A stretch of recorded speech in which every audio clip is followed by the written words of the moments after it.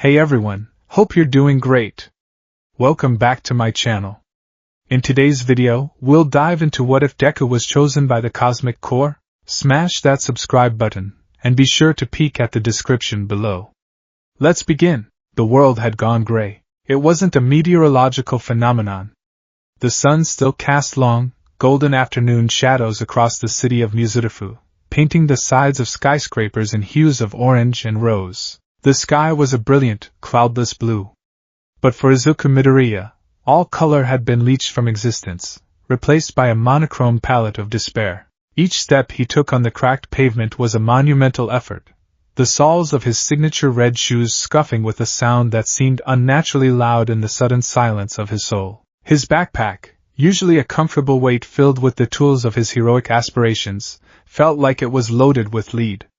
Specifically, Hero Analysis for the Future, number 13. The notebook was a dead weight, a monument to a life stream that had just been publicly executed on a rooftop by the one person he revered above all others. It's not bad to dream. But you also have to be realistic, kid. All Might's voice, usually a booming clarion call of hope, echoed in his mind as a quiet, pitying whisper. He had been kind. That was the worst part. He hadn't laughed. He hadn't mocked him. He had looked at Izuku with sad, sunken eyes and delivered the truth with the gentle finality of a doctor informing a family of a terminal diagnosis. Quirkless. The word had been a brand his entire life, a label slapped on him by a doctor with an X-ray of his foot. It had been the source of sneers from classmates, worried looks from teachers, and the eventual, soul-crushing nickname from his childhood friend, Deku. The useless one. But he had always held on to a sliver of hope, a stubborn, irrational belief that heart was more important than power.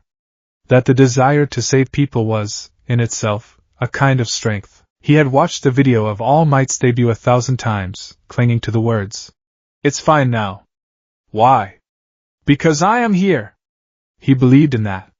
He believed in the symbol. He believed that if he just wanted it enough, studied enough, tried hard enough, that one day he could be a hero too.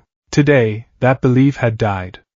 All Might himself, the very source of that hope, had snuffed it out. Izuku's hand drifted into his pocket, his fingers closing around the cheap ballpoint pen. He'd been about to ask for an autograph on the singed, damp pages of his notebook, the one Bakugo had blown up and tossed out a window. The one All Might had already signed. The irony was a bitter pill in his throat. He had his hero's signature on the cover of a book filled with pathetic, useless ramblings. A diary of a delusion. He walked past a shop window, catching his reflection.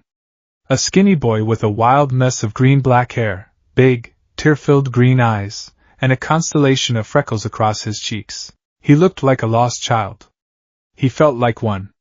The bright yellow of his backpack looked like a cruel joke against the muted backdrop of his mood. He looked away, unable to stand the sight of the hopeful, nerdy kid who had left home that morning. That kid was gone. What was he supposed to do now? Go home and tell his mom? Tell the woman who had cried and apologized to him when he was 4 years old, as if his quirklessness was her fault? He could picture her face now, the way her own hopeful smile would crumble when he told her that even All Might said it was impossible. He couldn't do that to her. He couldn't be the source of her pain again. His path home was automatic, a route walked so many times he didn't need to think. It led him past the Takoba Municipal Beach Park, a place that had become an illegal dumping ground over the years. He glanced at the mountains of trash, the rusted husks of washing machines and skeletal frames of old cars. It felt appropriate. A graveyard of unwanted things. Just like his dream. Just like him. He was so lost in the fog of his own misery that the first explosion barely registered. Boom! It was a concussive, crumping sound, not far away. It was the sound of a villain fight. The old Izuku, the Izuku from 2 hours ago, would have been sprinting towards it without a second thought. His fanboy brain would already be cataloging the sound, guessing the quirk type, his hand twitching for a pen and notebook. This new, hollowed-out Izuku just kept walking. What's the point? A voice in his head whispered. It sounded suspiciously like himself. To take notes? To get in the way? You're not a hero. You're not even a candidate. You're just a liability. A civilian. Go home. Boom! Another one, closer this time, followed by the distant clang of metal and a chorus of screams. His feet slowed. His heart, the stupid, stubborn, heroic heart he was supposed to discard, gave a painful throb. Someone was in trouble. The sounds were coming from the shopping district he just passed through. A place full of people. Families. Kids. His legs, betraying the logical despair in his mind, started moving. It was a slow jog at first, then a frantic, desperate sprint. He wasn't running like a hero in training. He was running like the rubbernecker he now was, just another face in the crowd drawn to disaster. He hated himself for it, but he couldn't stop. The instinct was too deeply ingrained. He skidded around a corner and slammed into a wall of people. The crowd was a living entity, buzzing with fear and morbid curiosity. He pushed his way through, muttering apologies, his smaller frame allowing him to weave through the gaps between adults. He finally broke through to the front, and the scene before him stole the breath from his lungs. It was the sludge villain. A wave of nausea and chilling guilt washed over him. His fault. This was his fault. He was the one who had foolishly clung to All Might's leg, causing him to drop the bottle that contained this very monster. If he had just accepted his fate and walked away, this wouldn't be happening. The villain was larger now, a writhing, amorphous mass of viscous green sewage, its two large, manic eyes rolling in their sockets. It had taken a hostage. Flames erupted from the alleyway, setting fire to vendor stalls and sending plumes of black smoke into the air. The pro-heroes were on the scene, but they were struggling. Death Arms was there, his muscular arms braced against a falling street sign, but he couldn't get a grip on the fluid villain. I can't get a hold of him, he roared in frustration. Kamui Woods was evacuating civilians, his wooden limbs snaking out to pull people back, but the fire was spreading. I can't get close. My wood is too vulnerable to the flames. And Mount Lady, the new hero who had debuted that morning, was stuck in the narrow street. I can't get through here. I need at least a two-lane road. They were pros. They had powerful quirks. And they were helpless. Izuku's eyes scanned the chaos, his analytical mind kicking in despite himself. The villain was using the hostage's quirk to create the explosions. A powerful, volatile quirk. The tight space and the fire were the perfect defensive combination. The heroes couldn't risk a direct assault without hurting the hostage. The hostage. Through the translucent, bubbling sludge, Izuku saw a familiar spiky mop of ash blonde hair. He saw a school uniform, the same black gakurin he wore. And then, for a horrifying second, the villain's body shifted, and he saw the hostage's face. The eyes. Red, fierce, and for the first time in Izuku's life, filled with absolute, undiluted terror. It was Katsuki Bakugo. Kaken. The world, which had been a silent, gray film, snapped into terrifying high definition. The heat from the fires kissed his cheeks. The stench of burnt plastic and sewage filled his nostrils. The screams of the crowd were sharp and piercing. All Might's words came crashing back, no longer a gentle whisper but a roaring condemnation. You cannot be a hero. He saw the proof. Here it was. The pros couldn't do anything. He, quirkless, useless Deku, was less than nothing. A ghost. A spectator to his childhood friend's slow, agonizing death. A death he had caused. He saw Bakugo struggle, saw a desperate, muffled cry for help escape his lips before the sludge flooded his mouth again. Bakugo, the one who was so strong, so confident, so perfect. The one who was destined to be the #1 hero. He looked so small. So scared. His explosions, usually so precise and powerful, were just wild, panicked bursts now, doing more harm than good. He was suffocating. Izuku's vision blurred.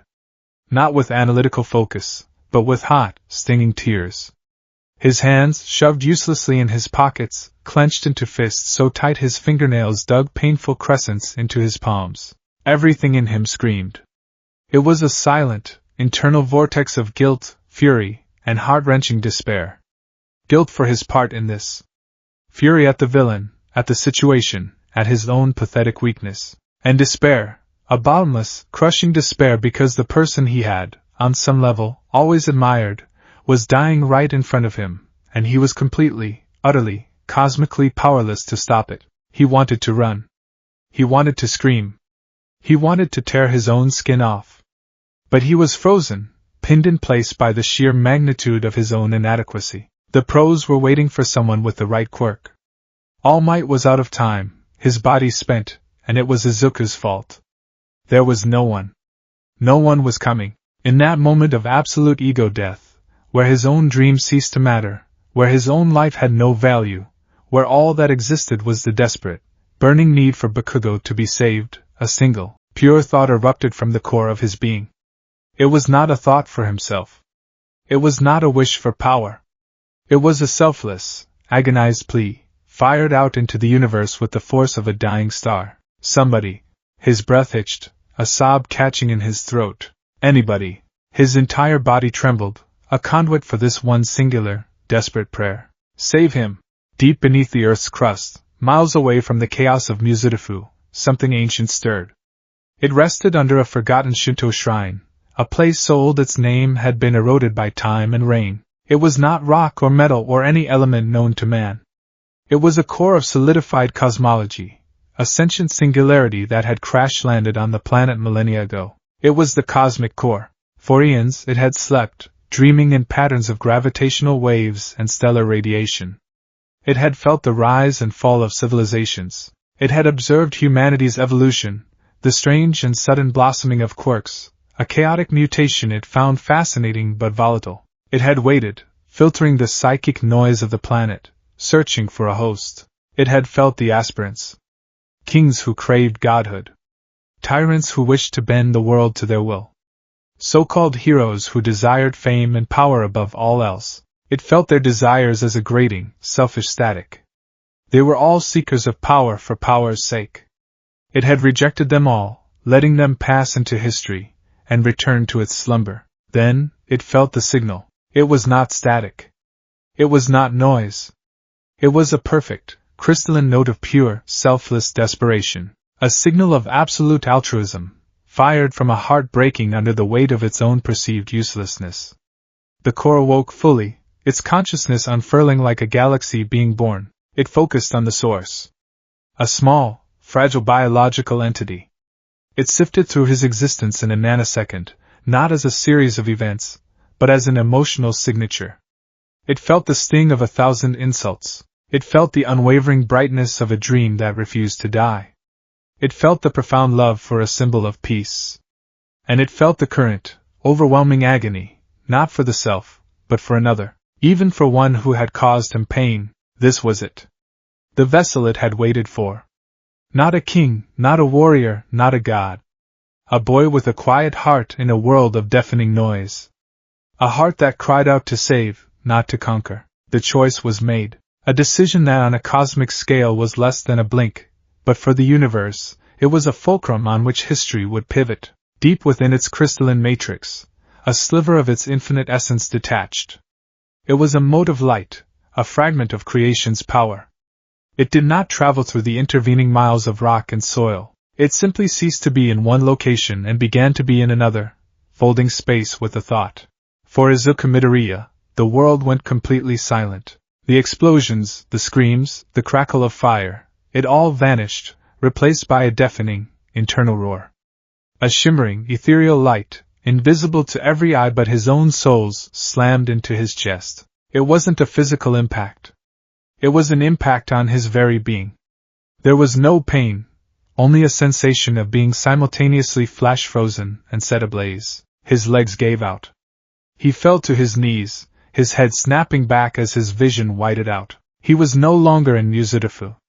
He was everywhere and nowhere. He saw the birth of a star, feeling the gravitational collapse of a nebula as if it were his own muscles contracting. He floated through the rings of a gas giant, the dust and ice crystals whispering against his consciousness. He watched a galaxy spin, a majestic pinwheel of 100 billion suns, and felt its slow, inexorable journey through the void. He witnessed the silent, violent death of a blue supergiant, its final supernova a glorious, tragic scream of light and energy that seeded the cosmos with the building blocks of life. It was too much.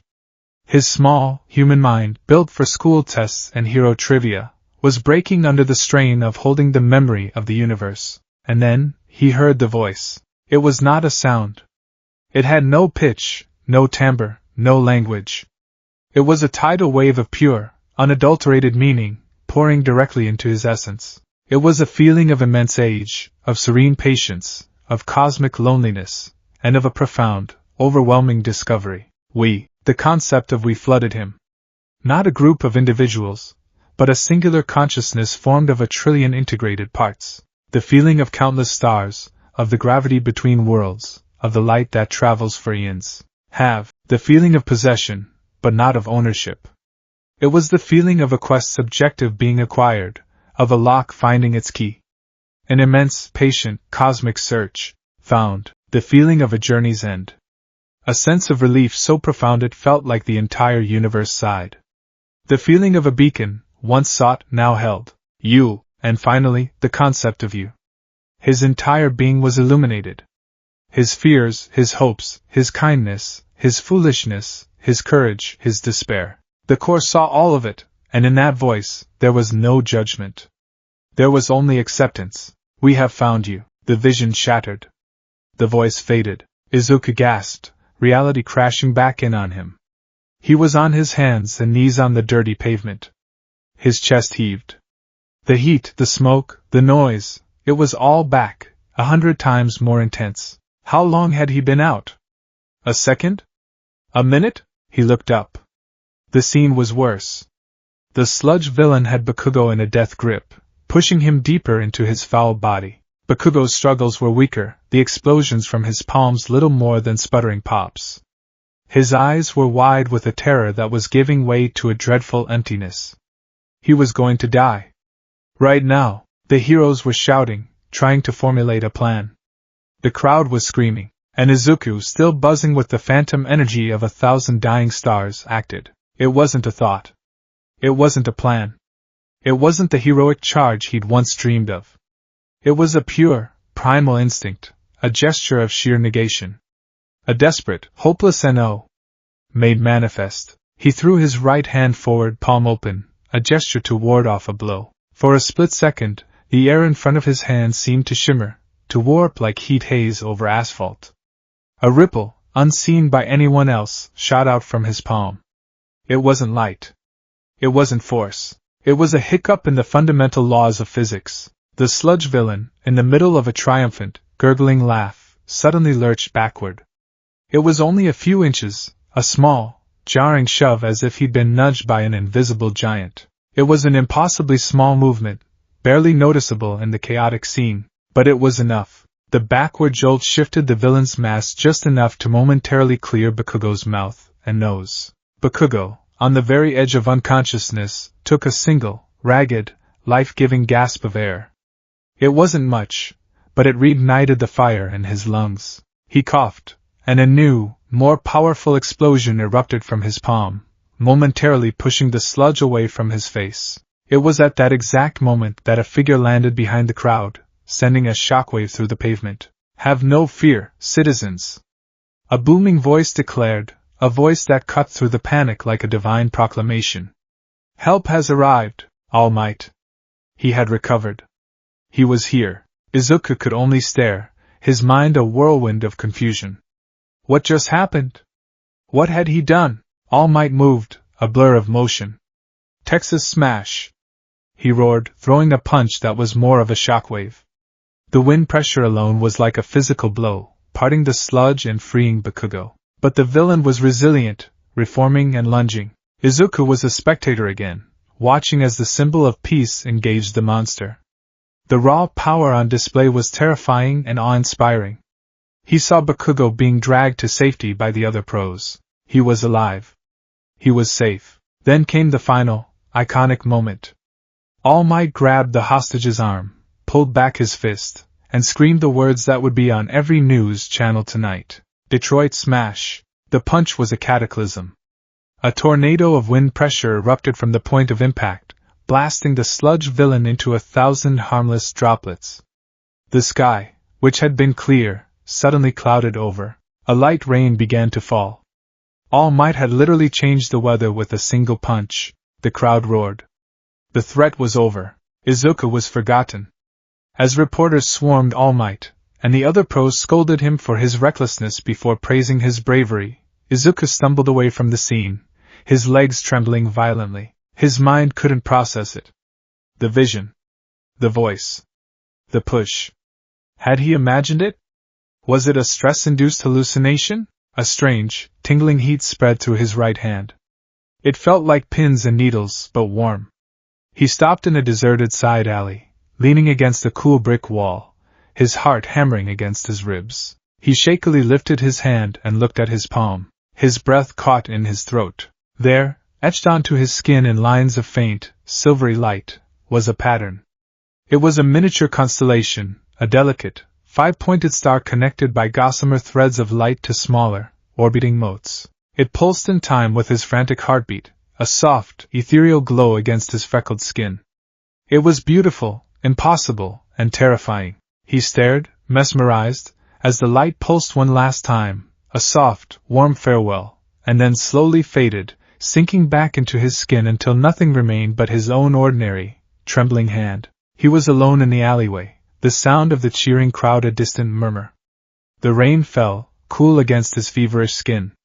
He was quirkless. He was useless.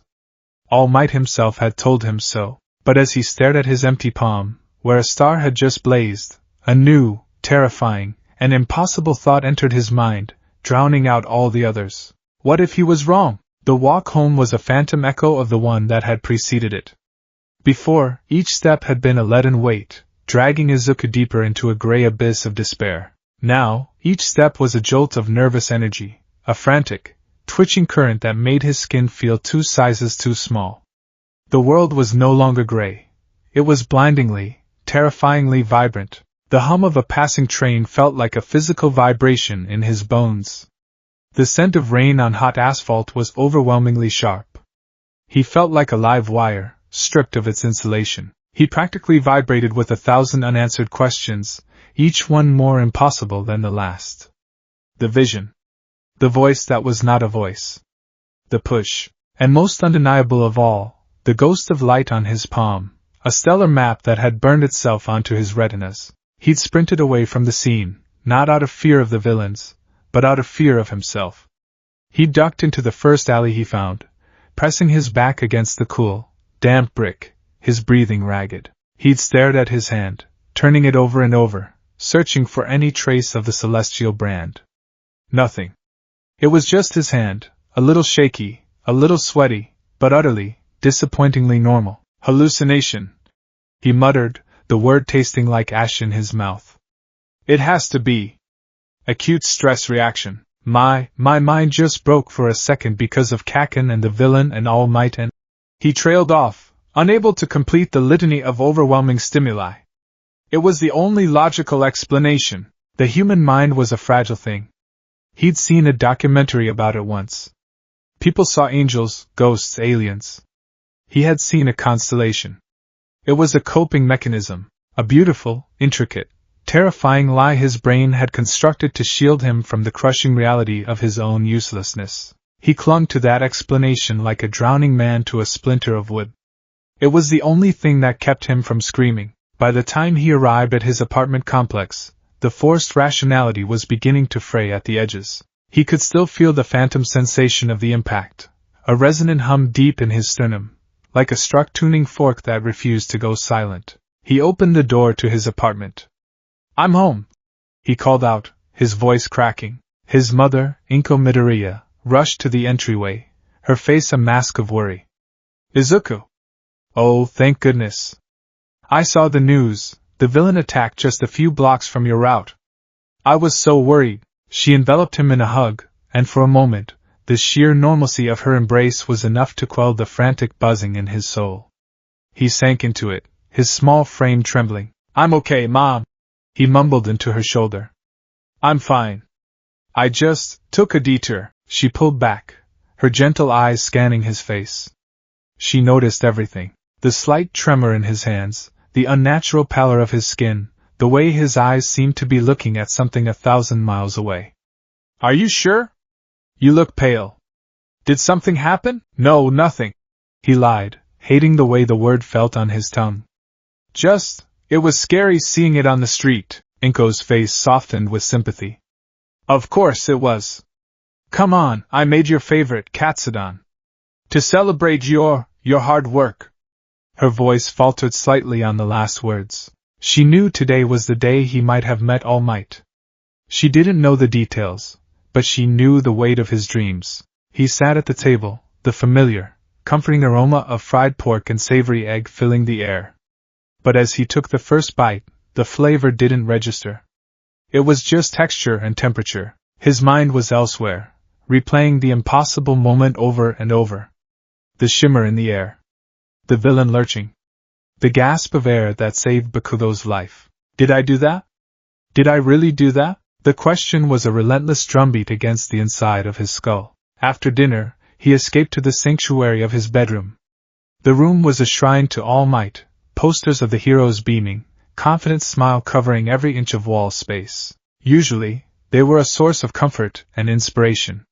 Tonight, they felt like accusers. The smiling faces seemed to mock him, reminding him of the chasm between the hero on the wall and the quirkless, powerless boy staring back at his own reflection in the darkened window. He had to know. He shut his door, his heart hammering.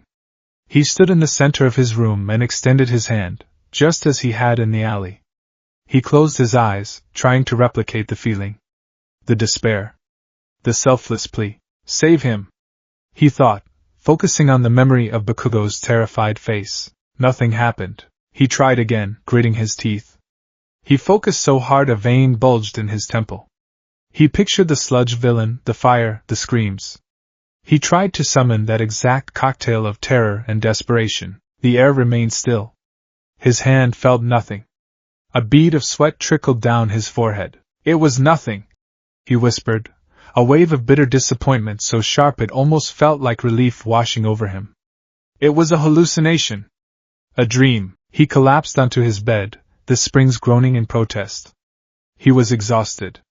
The emotional whiplash of the day had left him drained to his very marrow. Hope, despair, terror, confusion. It was all a tangled, painful knot in his chest. He didn't even bother to change out of his uniform.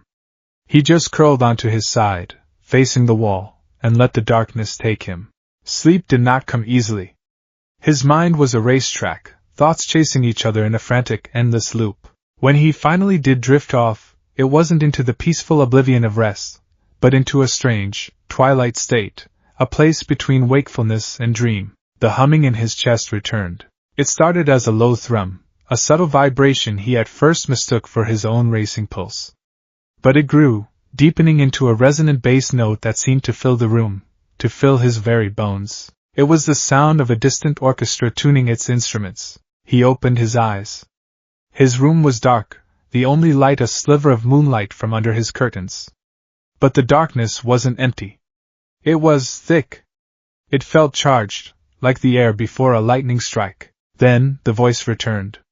Not a sound, but a feeling, a pressure, a direct transmission of intent into the core of his consciousness. It was clearer this time, calmer, less of an overwhelming data burst and more of a deliberate communication. You are awake. Good. The feeling was one of serene patience. Do not be alarmed. We will be gentle. Izuku shot upright in his bed, his heart trying to beat its way out of his ribcage. He wasn't dreaming. This was real. The presence was in the room with him. It was a weight, a density in the air that was both immense and utterly non-threatening. Who are you? He stammered into the darkness, his voice a dry, cracking whisper. What do you want? There was no verbal reply, only another wave of understanding that washed over him. He was suddenly standing not in his room, but in the void from his earlier vision. But this time, it wasn't a chaotic storm of cosmic events. It was calm. A single, brilliant star of impossible colors pulsed gently in the vast emptiness before him. It was beautiful and achingly lonely. We are. That is all. The feeling was of an identity so ancient and fundamental that it had no need for a name. It simply was. We are the echo of the beginning. The weight between worlds, the light that travels. We are the core. A new vision flooded his mind. He saw the core, a crystalline heart of solidified starlight, hurtling through the black. He felt its ancient journey, its passage through dead galaxies and nascent nebulae. He saw it strike a young, molten Earth, burying itself deep within the planet's mantle, a cosmic seed planted in fertile ground. We slept. We watched. We waited. The vision shifted. He saw the pageant of life on Earth speed by. Dinosaurs rising and falling. The first flicker of human consciousness. The rise of empires, the clamor of wars, the whispers of philosophers. He felt the core observing it all with a detached, geological patience. Then, a new energy blossomed on the planet. Quirks. The core's perspective shifted from passive observation to active interest. It felt the sudden, chaotic surge of power, the way it warped and twisted the species. It felt the noise, the psychic static of a billion minds suddenly screaming with power, ambition, greed, and fear. So much noise. The feeling was one of weary disappointment. Power given. Power taken.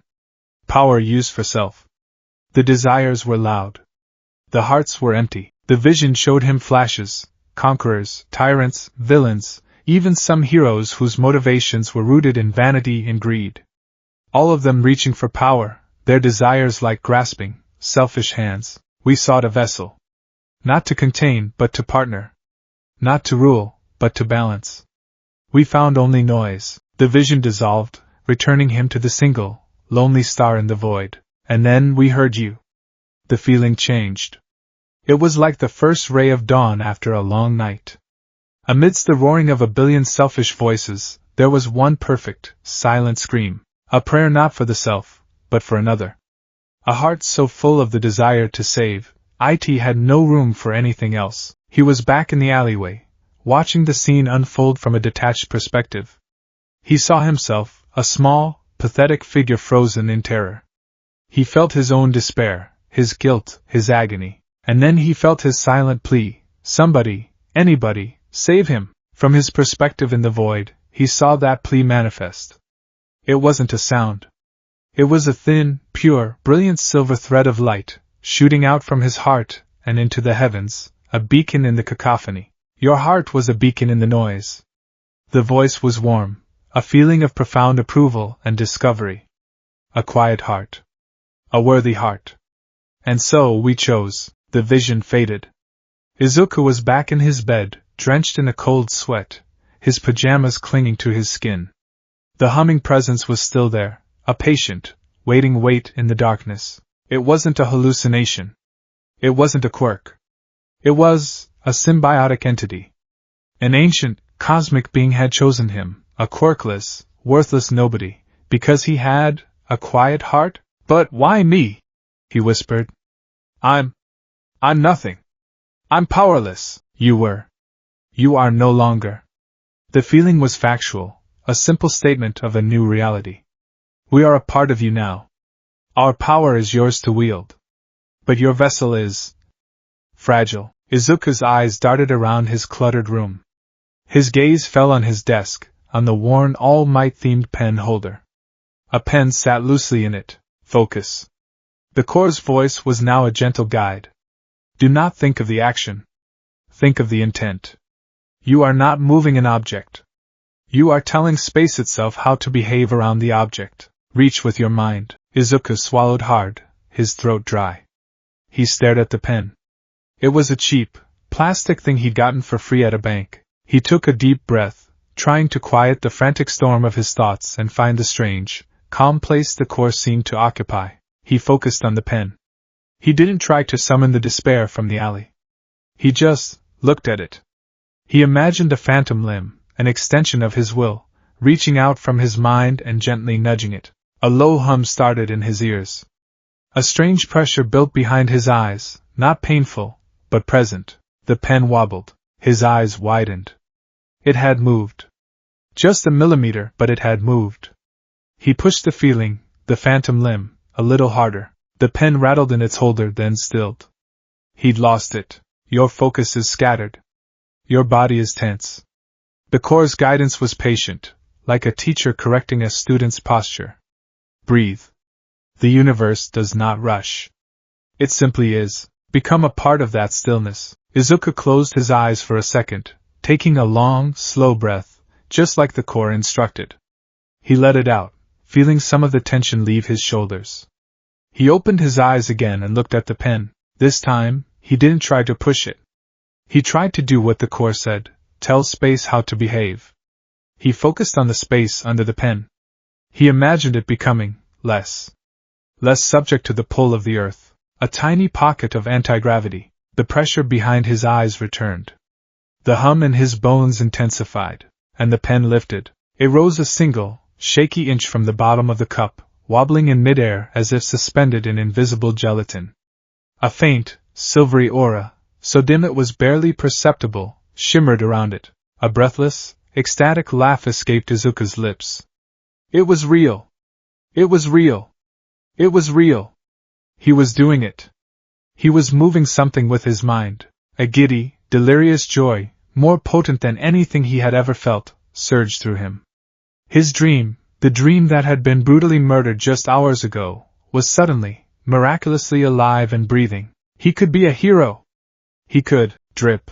Something warm and wet hit the back of his hand. He blinked. Another drop fell onto his pajama pants, a dark spot on the light blue fabric.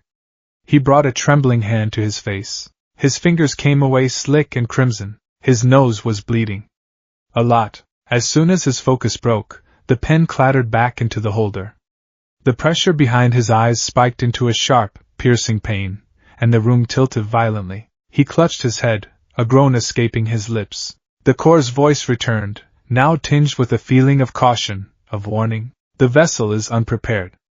The power is too great for the current form. A new vision slammed into him, stark and simple. He saw a small, clay cup, unadorned and sunbaked. Then, he saw the ocean, vast and endless, and he watched as someone tried to pour the entire ocean into that tiny cup.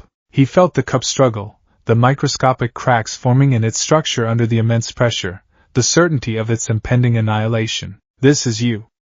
The message was blunt. Your body. Your mind. They are the cup. We are the ocean.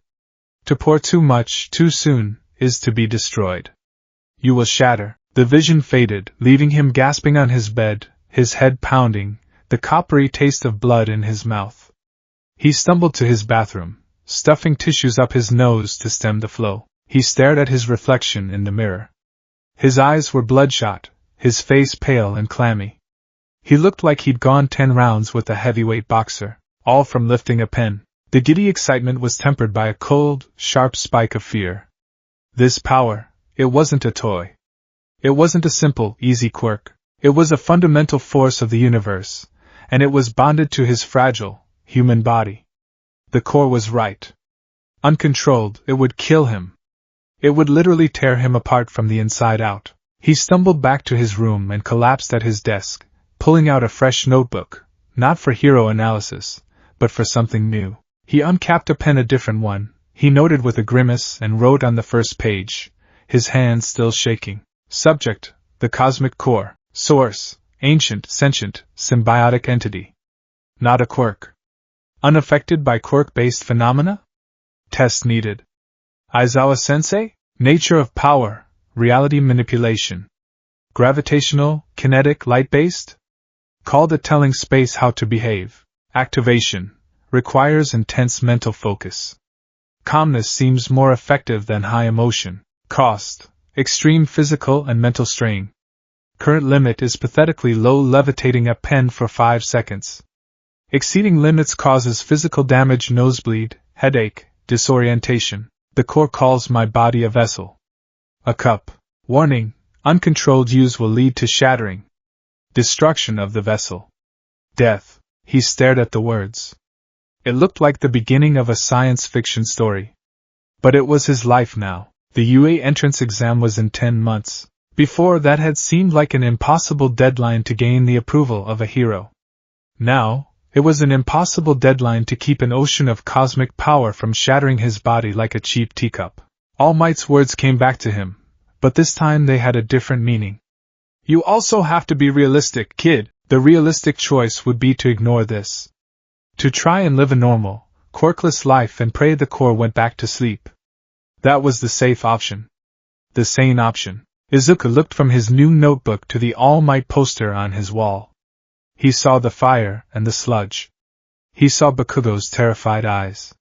He felt the memory of that single, life-saving gasp of air. He had saved him. He, Izuku Midoriya, had done what the pro-heroes couldn't. He had made a difference. A slow, determined smile spread across his face. It wasn't the giddy, foolish grin of before. This was something new. It was the smile of a man who had stared into the abyss and found not a monster, but a star. Okay, he whispered to the silent, waiting presence in his room. Okay. A fragile vessel. Then I just have to make it stronger. His dream wasn't dead. It had been reforged. It was no longer about being like All Might.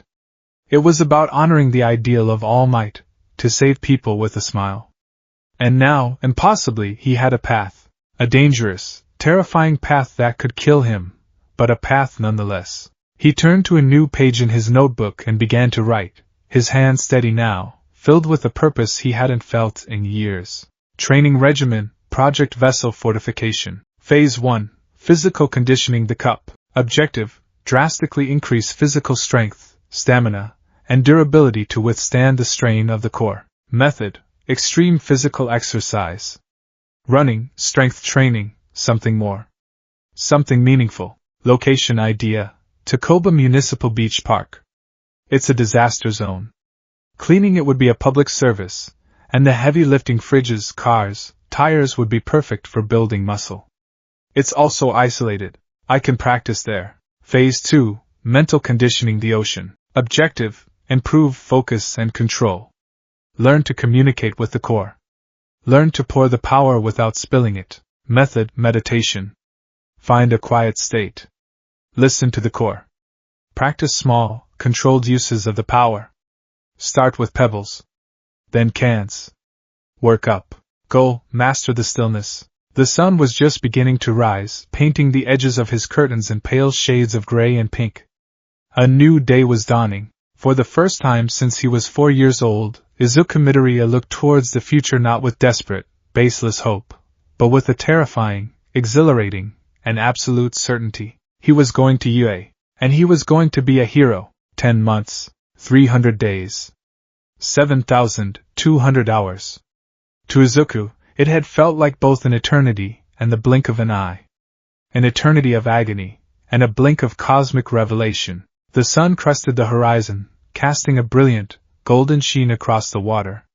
It wasn't the murky, brown water that had once lapped against the shore of rusted metal and broken dreams.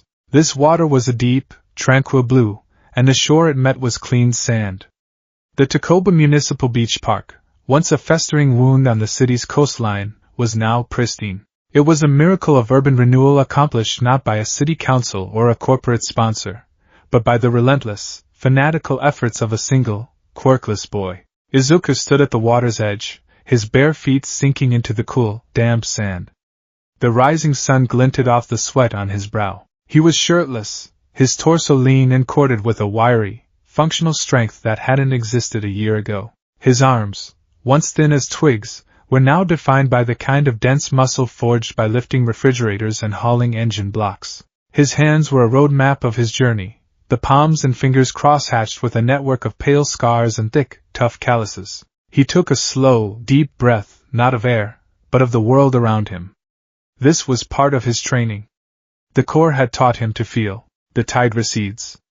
The atmospheric pressure drops by 0.02 millibars.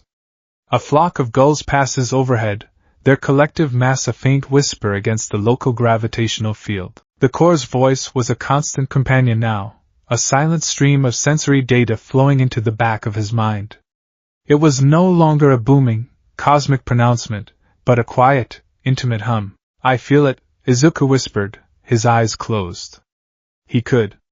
It was a sixth sense he'd come to call stellar perception, a faint awareness of the energy, mass, and motion around him. It was like seeing the world as a complex tapestry of interconnected forces. For 10 months, this had been his life. Before the sun rose, he would be at the beach. He would run until his lungs burned, then he would begin the Sisyphean task of cleaning. Each piece of trash was a weight to be lifted, a muscle to be torn and rebuilt stronger. He had started with tires, then moved to washing machines, then to the rusted-out chassis of cars. The first time he tried to lift a car bumper, the strain had caused blood to gush from his nose and ears, and a headache so blinding he'd been unable to move for an hour. His body was the cup. The trash was the measure of its strength. After the physical exertion came the mental. He would sit on the clean sand, legs crossed, and meditate. He would reach out with his mind, communing with the ancient entity tethered to his soul. It was a relationship built on a foundation of mutual necessity. The core needed a vessel that wouldn't shatter. Izuku needed a power he could control. He had started small, as instructed. A pebble. He'd spent a week just making a single pebble hover an inch off the sand without giving himself a migraine. Then 2 pebbles. Then a tin can. He learned to feel the subtle resistances, the strain on his mind translating into physical stress. He learned that calmness and precision were infinitely more effective than raw, emotional effort. He was not a brawler. He was a surgeon, and the universe was his operating table. He learned the core's language, a lexicon of feeling and intent. Gravikinesis was the art of convincing an object that the pull of the earth was merely a suggestion. Photokinesis was coaxing photons to gather and bend to his will. Cosmic energy manipulation was the most dangerous, the direct channeling of the core's essence, like opening a tap straight from the ocean. He had only tried it once, attempting to create a small shield of force. The resulting backlash had left him with burst capillaries in both eyes and a tremor in his hands that lasted for 3 days. The cup was still far too small. He opened his eyes and looked down at his hands. Even in the bright morning light, he could almost see the faint, phantom outlines of the stellar pattern, waiting just beneath the surface. It is time. The core stated, a simple fact. Izuku nodded. Today was the day. The UA entrance exam. He went home, showered, and put on his school uniform. When he came out for breakfast, his mother looked at him, her expression a familiar mixture of worry and pride. She'd been baffled by his sudden, obsessive transformation. Her scrawny, anxious son had become focused, determined, and unnervingly fit. He ate 3 times as much as he used to, and he always seemed to be covered in scrapes, bruises, and a fine layer of sand. She tried to ask, but he just smiled and said, "I have to get stronger if I want to be a hero, Mom." The answer was so pure, so Izuku, that she couldn't bring herself to question it further. "Izuku, you look..." She started, then stopped, searching for the right word. He wasn't just stronger. There was a stillness in him, a quiet confidence in his posture that had never been there before. "Ready. You look ready." He gave her a genuine smile, the kind that reached his eyes. "I am." "Thanks, Mom." On his way to the train station, he saw him. Katsuki Bakugo, stomping down the pavement with his hands shoved in his pockets, his usual thunderous expression firmly in place. For a decade, the sight of Bakugo approaching would have sent a jolt of anxiety through Izuku's system, making him want to shrink and become invisible. Today, he just watched him approach.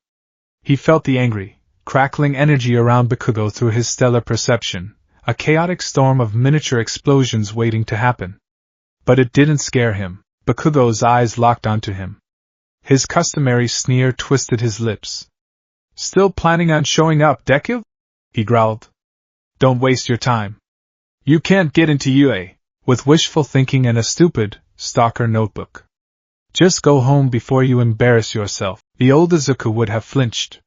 He would have stammered, apologized, and tried to explain himself.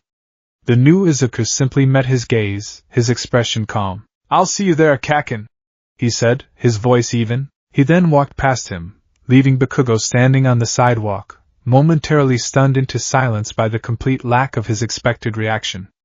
Izuku didn't look back. He wasn't afraid of Bakugo anymore. He wasn't anything to Bakugo anymore. They were 2 celestial bodies whose orbits had finally, irrevocably diverged. Bakugo was a blazing, chaotic comet. Izuku was something else entirely. UA was less a school and more a monument.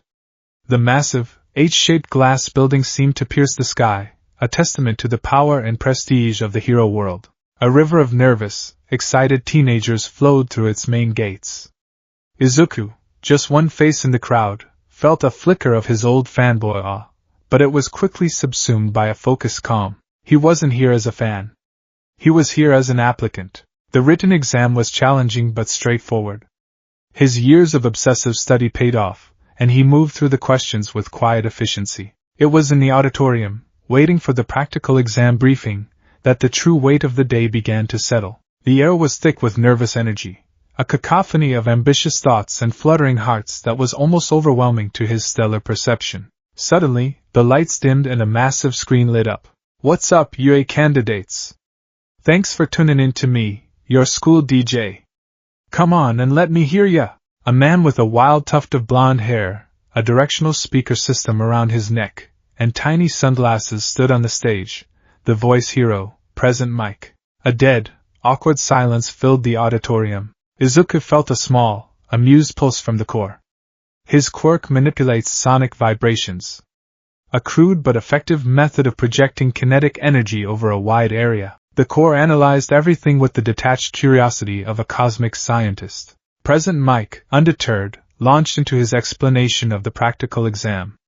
They would be sent into a massive, simulated urban environment, and would have 10 minutes to score points by disabling villain bots. There were 3 types, worth 1, 2, and 3 points respectively. Izuku's mind was already working. Okay, so it's about combat. But disabling is the key word. Not necessarily destroying. That works for me. I need to be efficient. Overexertion is my biggest enemy. I need to treat my stamina like a point system of its own. A tall, broad-shouldered boy with glasses suddenly shot to his feet, his hand raised ramrod straight. "Excuse me, sir. I have a question," he boomed, his voice echoing through the hall. He pointed at the printout. "On the handout, there are 4 types of villains listed. If this is a misprint, it is a great shame for a prestigious institution like UA High." He then whirled around, pointing a rigid finger at Izuku. "And you, with the messy hair. You have been muttering this entire time. It is distracting. If you are not taking this seriously, then you should leave." All eyes turned to Izuku. The sudden, unwanted attention was a splash of cold water. He felt his cheeks flush, a phantom of his old, flustered self. He slapped a hand over his mouth. Sorry," he squeaked. Present Mike calmed the zealous student, Ida. Izuku recognized him from the news, and clarified. "Examinee 7111. Thanks for the call-out. The 4th villain type is a 0-pointer. It's an arena trap. A gimmick. There's no point in fighting it, so I recommend you listeners just ignore it and run." Izuku's mind filed that away. 0-pointer. An obstacle, not an objective. Avoid at all costs. Resource management is key. They were herded onto buses and driven to their designated battle centers. Izuku found himself at Battle Center B, a sprawling, breathtakingly detailed cityscape of towering buildings and narrow alleyways. The other applicants were stretching, hyping themselves up. He saw the girl with the brown bob cut from the auditorium entrance, bouncing on her toes with a look of fierce determination. He saw Ida, doing precise lunges. Izuku simply stood near the back of the crowd, closed his eyes, and breathed. The cup is small, he reminded himself. Don't try to empty the ocean. Just take what you need. A cupful. A spoonful. A single drop. Right, let's start. Present Mick's voice boomed from unseen speakers. Get moving. There are no countdowns in Rio battles. Run. Run. Run. The massive gates slid open. For a heartbeat, everyone froze, confused. Izuku didn't. The core had already processed the words and the action of the gates. His body was moving before his conscious mind had even finished registering the command. He sprinted into the city. He felt a subtle shift in his own body, a familiar lightness. Personal gravitational constant reduced by 12%. The core supplied, matter-of-factly. It was a technique he'd practiced 1,000 times. He wasn't flying. He was just less bound to the earth. His strides were longer, his movements more fluid. He vaulted over a pile of rubble with an ease that felt unnatural, landing silently on the other side. The others were just starting to pour into the city behind him when he encountered his first target. A one-pointer rolled out from an alley, its single red optic locking onto him. Target acquired, it droned, raising a piston-like arm. Izuku didn't break stride. He didn't punch it. He didn't even look directly at it. His focus narrowed on a single point, the ankle joint of its left leg. He sent out the barest whisper of his power, a focused, needle-thin spike of kinetic energy, no bigger than a flicked finger. Clank. The sound was pathetically small, but the result was immediate.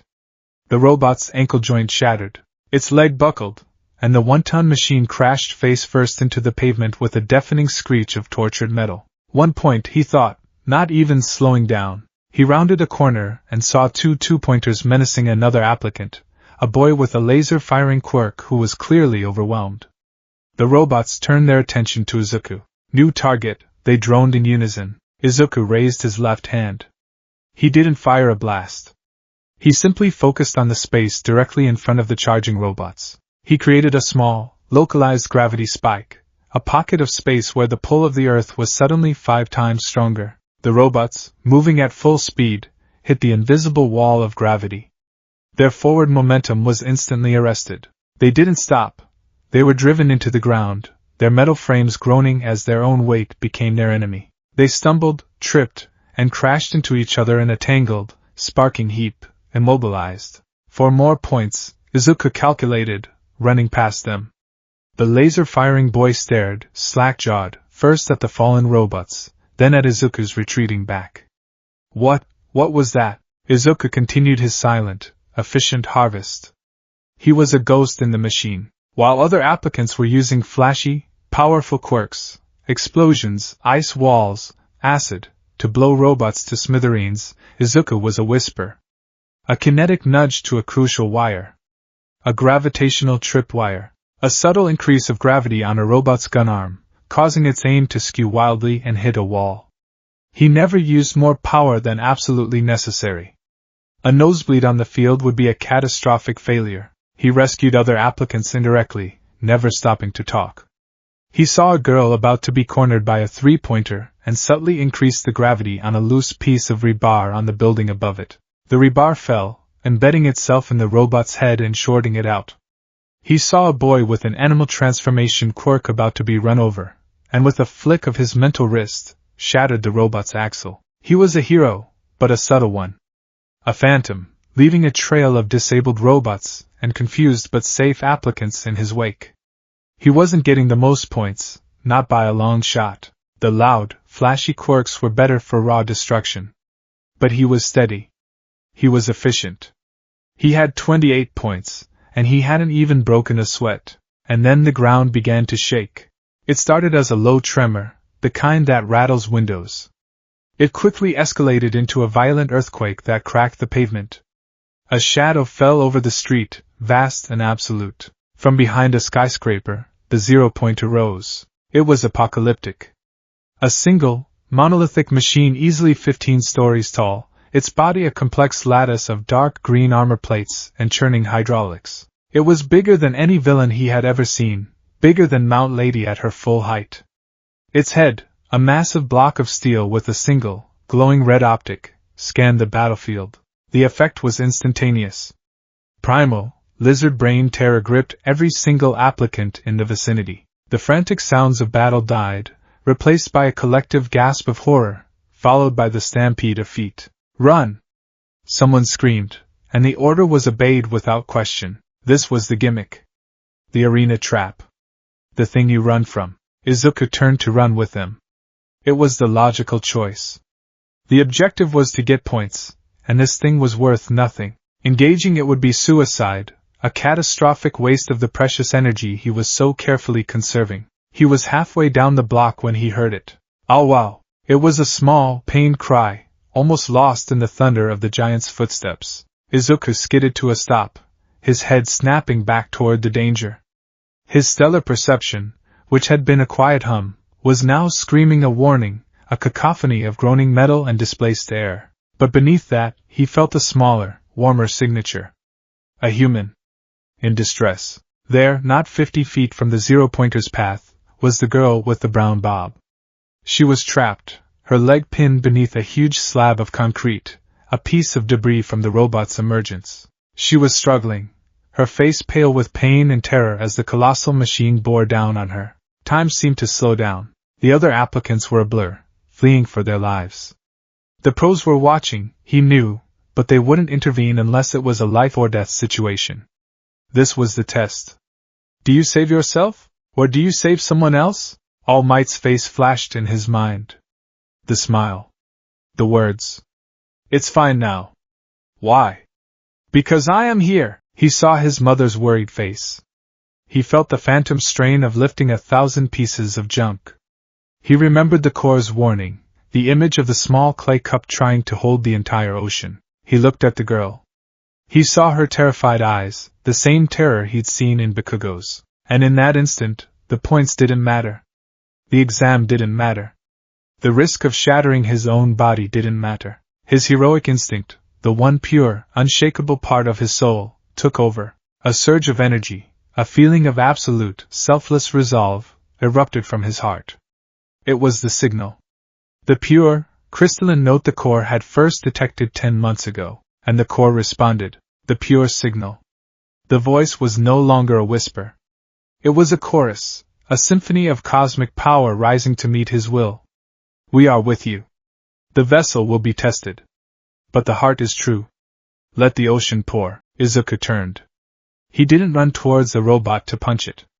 He planted his feet, digging his heels into the cracked asphalt, his body sinking into a low, stable stance.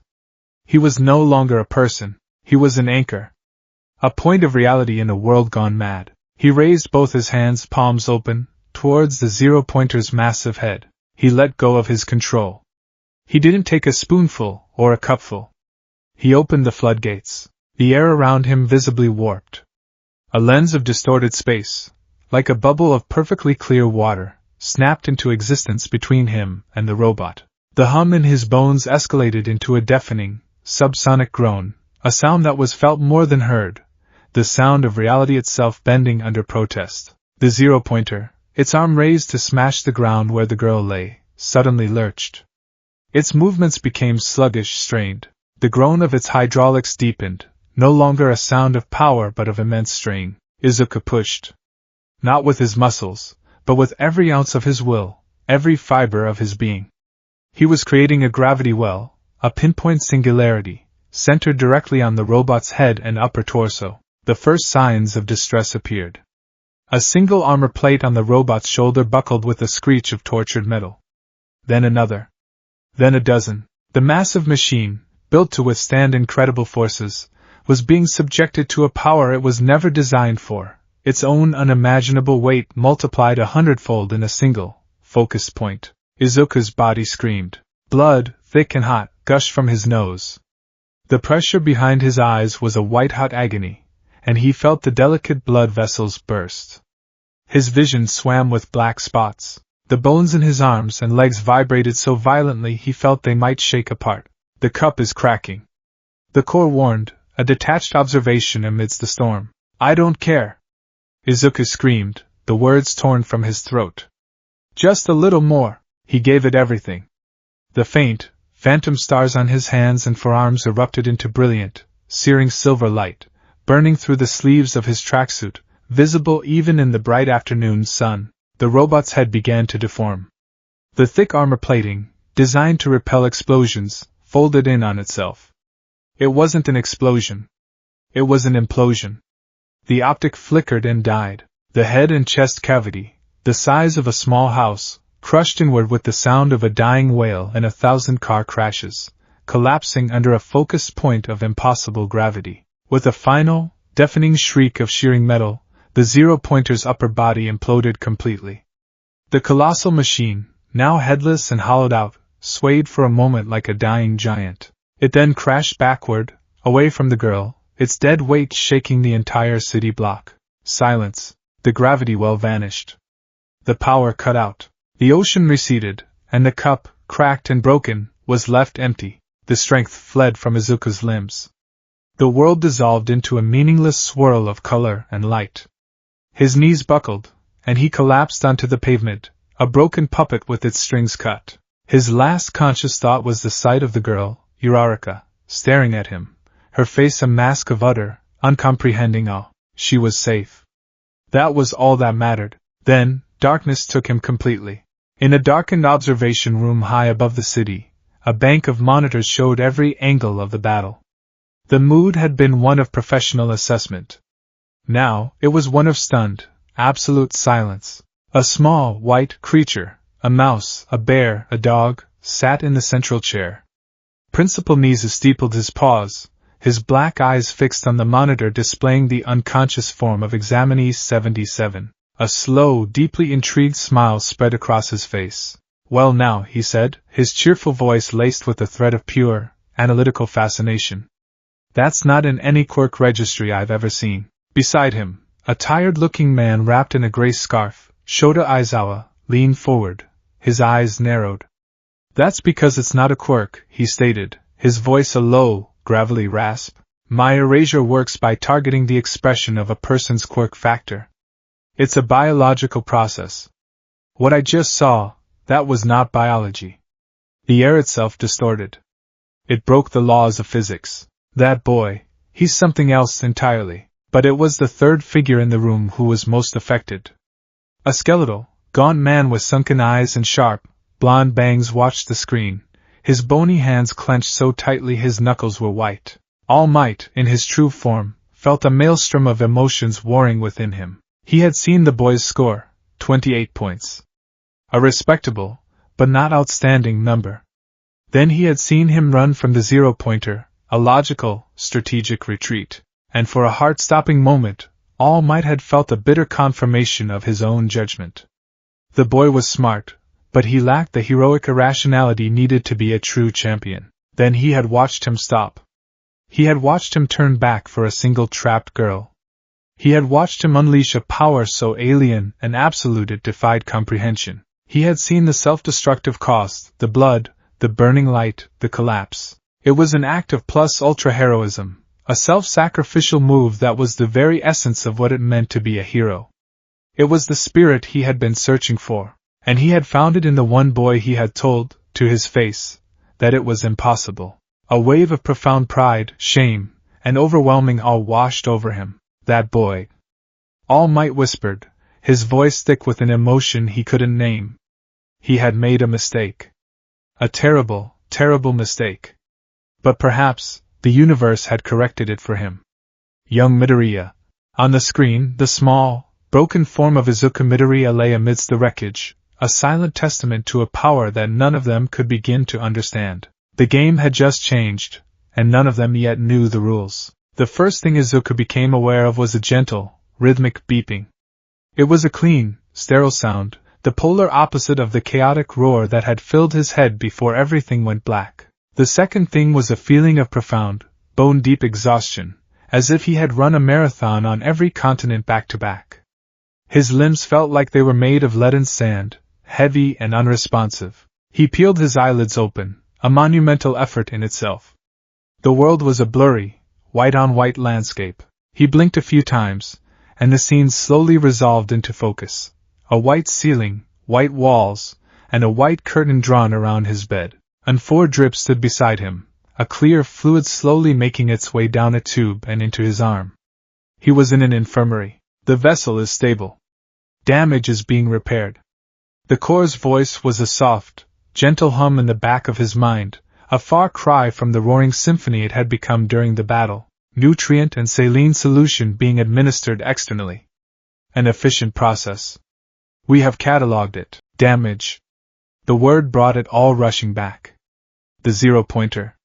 The girl. The crushing gravity. The feeling of his body cracking under the strain. He tried to sit up, but a wave of dizziness and a dull, throbbing ache behind his eyes pushed him back down onto the pillows. Whoa there, Sonny! Take it easy, a kind, grandmotherly voice cut through the quiet. An elderly woman with a tight gray bun and a large syringe for a hair stick pulled back the curtain. She was Recovery Girl, UA's legendary healing hero. She looked him over with a practiced, professional eye. You gave us all quite the scare, she said, her tone a mixture of chiding and impressed. Massive quirk backlash, severe exhaustion, minor internal hemorrhaging, and burst capillaries in both eyes. You really did a number on yourself. It's a miracle you didn't break every bone in your body with whatever that was. She leaned in and gave him a soft, wet kiss on the forehead. Izuku felt a wave of amplified life force wash through him, his body's own healing processes kicking into overdrive. The deep ache in his bones receded to a dull thrum, and the headache lessened its grip. The fatigue, however, remained. "Thank you," he mumbled, his throat dry.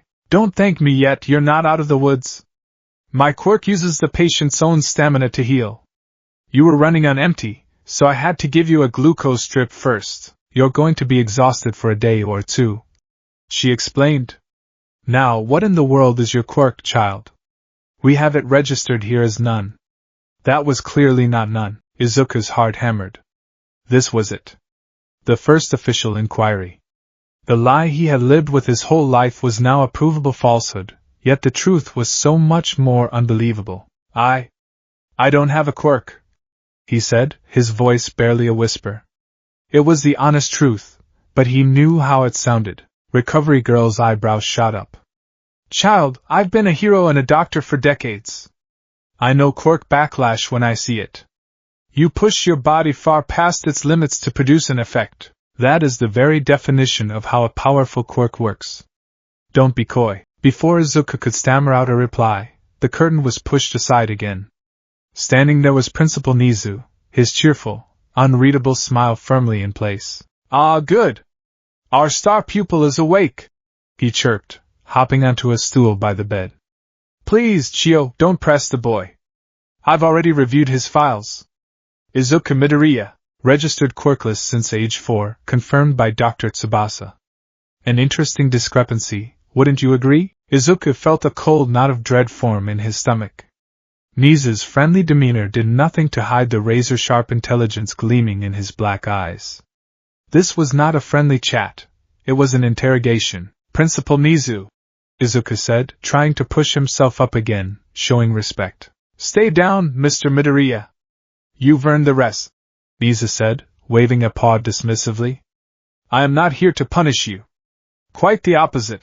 I'm here to inform you that despite your score of 28 villain points, the UA faculty has unanimously decided to award you an additional 60 rescue points for your act of selfless heroism in saving another examinee at great personal risk.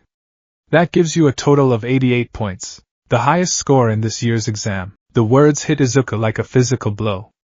Highest score? Him? He'd gotten in. He had actually, truly gotten into UA.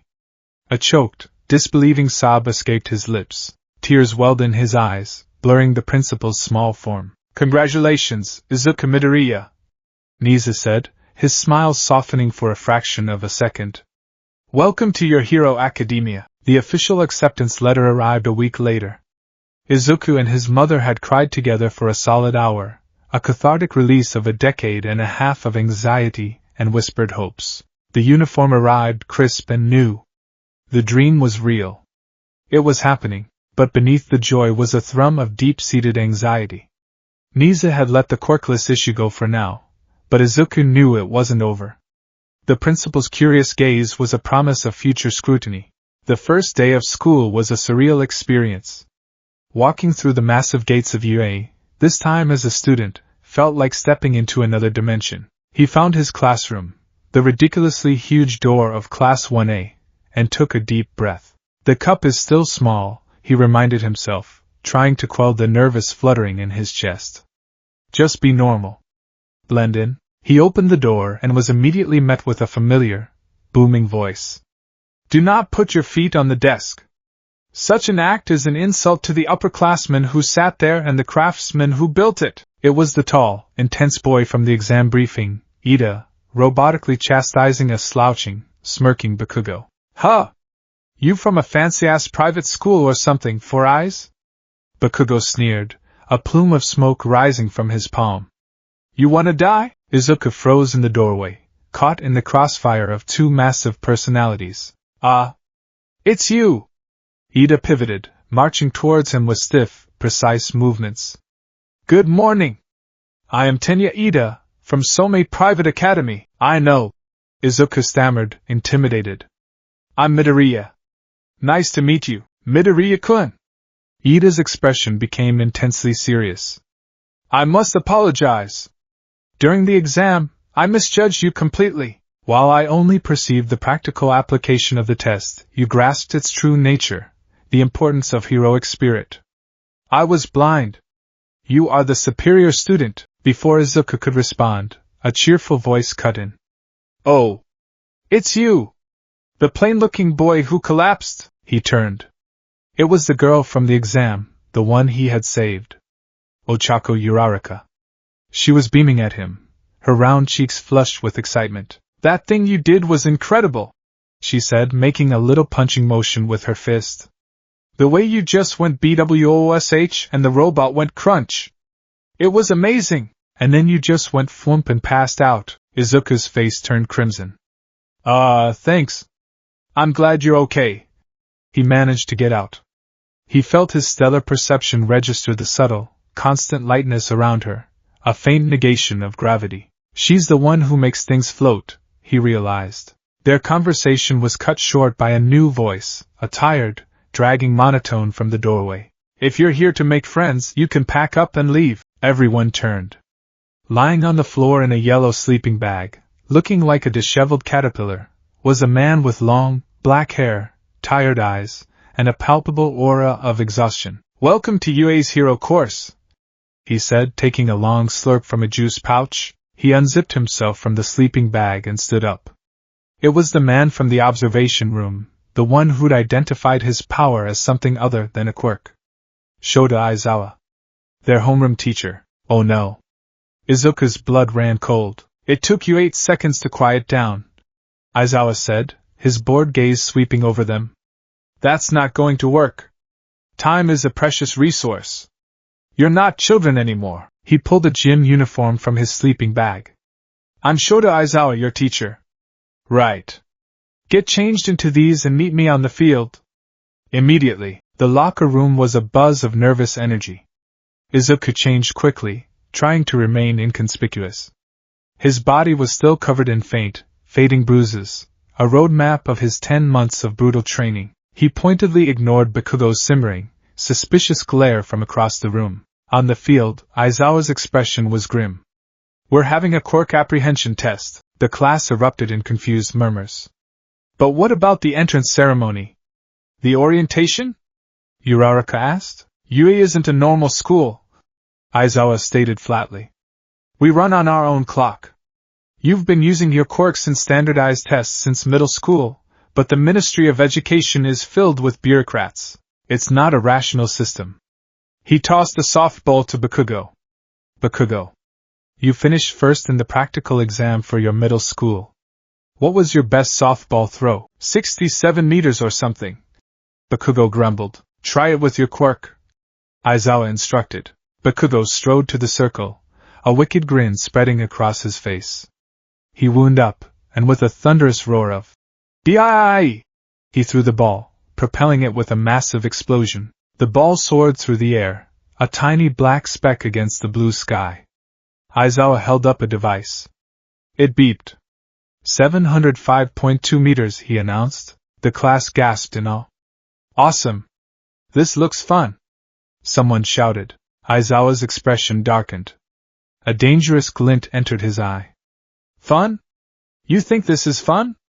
You have 3 years here to become a hero. You think it's all going to be games and fun times? His lips twisted into a cruel smile. Fine. New rule.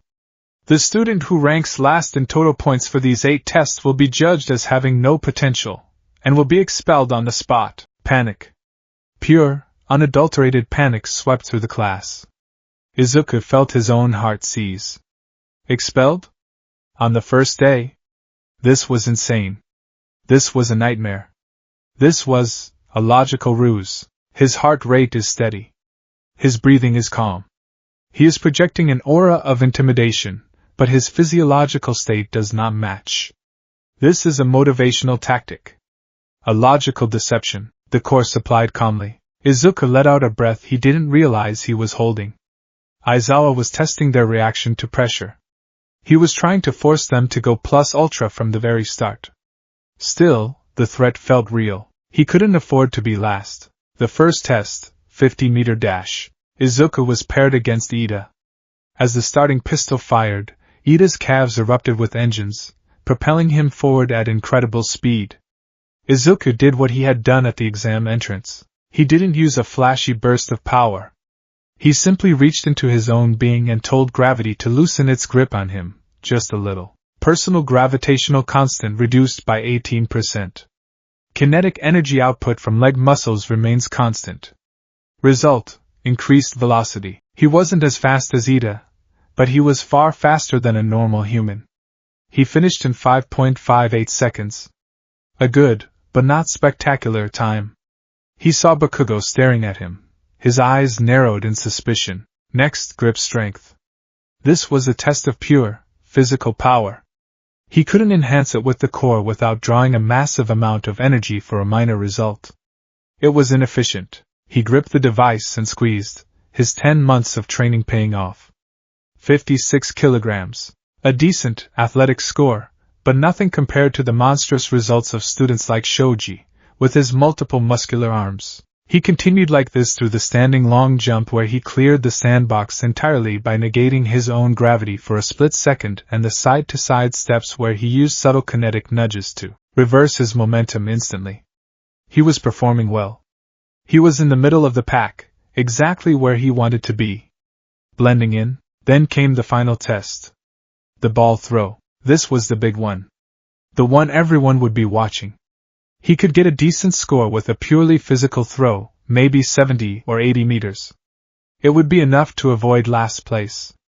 It was the safe, logical option, but he saw Aizawa watching him. He saw the doubt in the other students' eyes, the lingering questions about the quirkless kid who somehow got in. He saw Bakugo's simmering rage, a volcano waiting to erupt, and he felt the core, a quiet, expectant hum in his soul.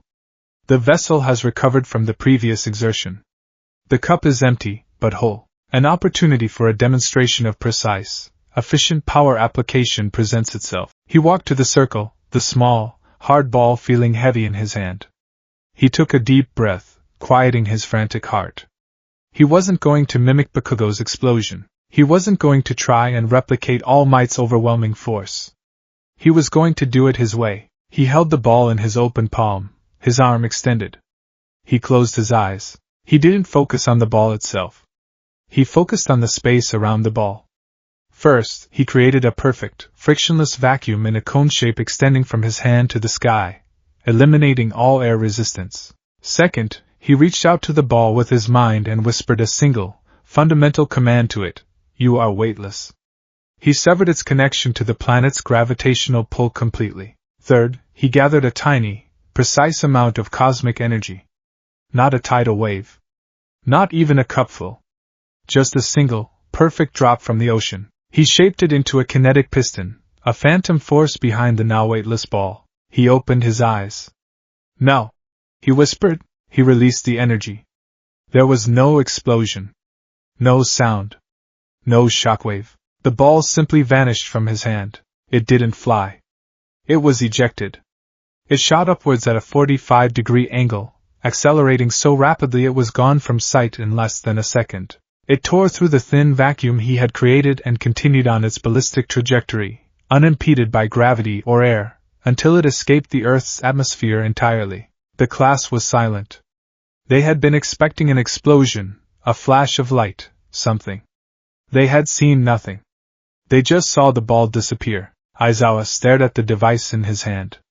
The numbers on the screen had spun wildly before settling on a single, impossible symbol: infinity. He looked up from the device, his dark eyes boring into Izuku. The lazy, bored expression was gone, replaced by one of sharp, predatory focus. He looked at Izuku, then at his own hand, then back at Izuku. A thought occurred to him. Without a word, Aizawa's long hair began to float, and his eyes glowed a menacing red.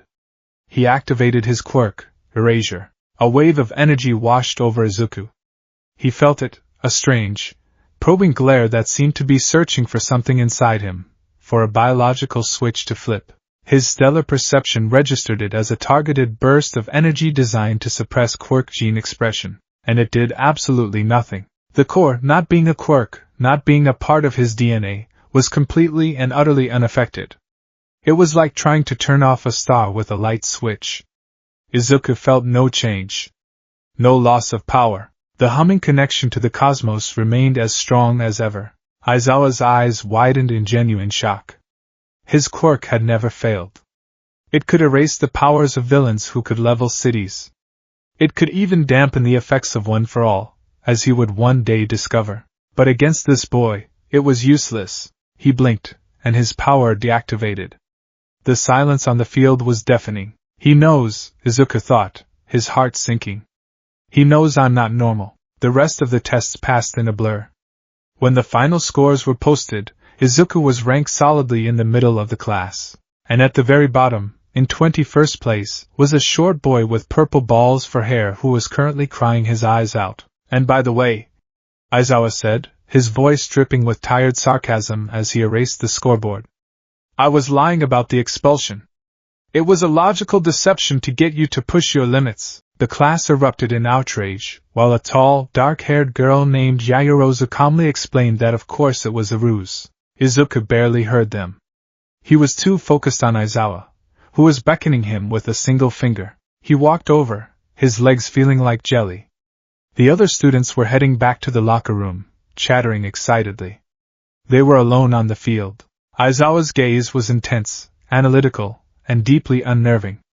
Midoriya, he began, his voice low. I have 2 questions, and I advise you to answer them honestly. First, what is your quirk? Izuku swallowed. He gave the only honest answer he could. I don't have a quirk, sir. Aizawa's eye twitched. Don't lie to me. I saw your file. I saw what you did to the 0-pointer.